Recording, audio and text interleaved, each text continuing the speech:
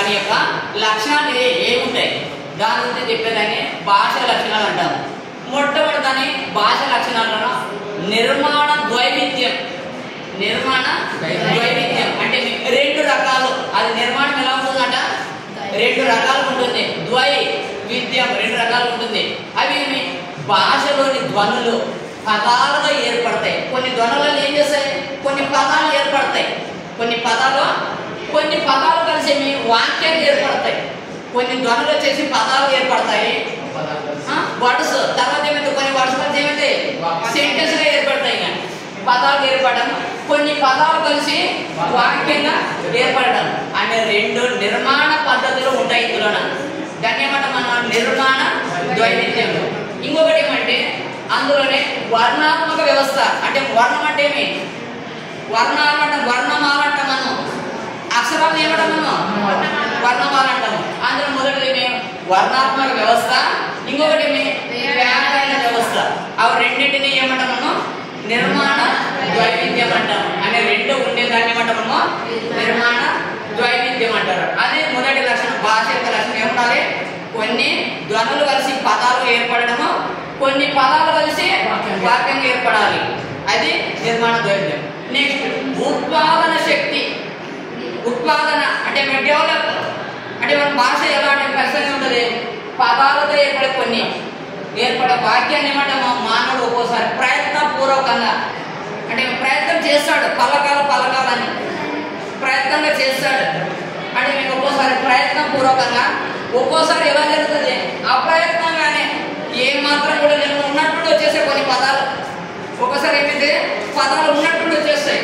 అంటే అట్లా చేసేదాన్ని ఏమంటాము భాష ఉత్పాదన శక్తి అంటాం. కానీ ఏమంటాము ఉత్పాదన శక్తి. ఉత్పాదన అంటే డెవలప్ అవుతుంది.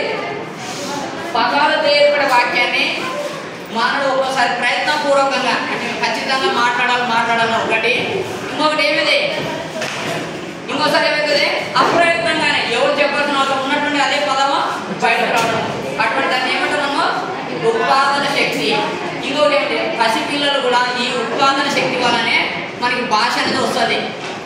అది ఎలా అంటే కొంతమంది పదాలు ఒక చిన్న పదం ఒక సెంటెన్స్ చెప్పినామా, ఆవు గురించి మొత్తం చెప్పినామనుకో, ఆ ఆవు గురించి చెప్పినట్టు వాడు ఒంటె గురించి చెప్తాడు, తర్వాత గుర్రం గురించి చెప్తాడు, ఏదని చెప్తాడు. ఇంకా చెప్పరా లేదా అంటే ఆ రకంగా భాష అనేది ఉత్పాదన శక్తి అనేది రెండో లక్షణం ఇది. నెక్స్ట్ థర్డ్ది శబ్దార్థ సంబంధ శక్తి. శబ్దము అర్థానికి సంబంధము శక్తి ఉంటుంది. శబ్దానికి అర్థానికి భాషలోని ప్రతి పదానికి అర్థం ఉంటుంది. ప్రతి పదానికి అర్థం ఉంటుందా, కానీ అన్ని ధ్వనులు ఉండవు. ధ్వనులు ఉంటాయా, శబ్దాలు ఉంటాయా, కానీ పదానికి మాత్రం ఖచ్చితంగా అర్థమే ఉంటుంది. ప్రతి పదానికి ఉంటుంది అర్థం ఉంటుంది. అంటే మీ శబ్దానికి అర్థానికి ఉండే సంబంధమే, శబ్దానికి అర్థానికి ఉండే సంబంధం ఏమంటాము శబ్దానికి సంబంధ శక్తి అంటాము. వైయాకరణలు ఖచ్చితంగా ఏమిటిది, పదానికి మనం అంటున్నాము మహేశ్వర సూత్రాలని. మహేశ్వర సూత్రం అంటే శివుడు డమరుకం ద్వారా మోగించినప్పుడు 14 సూత్రాలు వచ్చినాయంట. 14 సూత్రాలు అవేమి అచ్చులు హల్లులు. వాటిని దానికి ప్రతి పదానికి ఈశ్వర సంకేతమైనటువంటి శక్తి ఉందంట.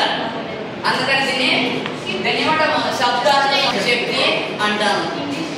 నెక్స్ట్ వక్తృ శ్రోత్ర విపరిణామం. వక్తృ శ్రోత్ర విపరిణామం.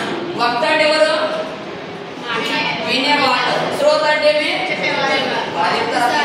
వక్త అంటే మాట్లాడేవాడు, శ్రోత అంటే వినేవాడు. వక్తృ శ్రోత విపరిణామం.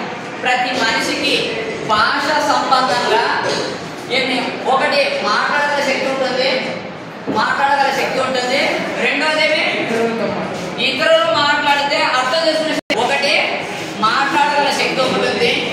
ఇంకొకటి ఇతరులు మాట్లాడితే అర్థం చేసుకునే శక్తి కూడా ఉంటుంది. అదే విధంగా వక్తృ శ్రోత విపరిణామం అంటారు.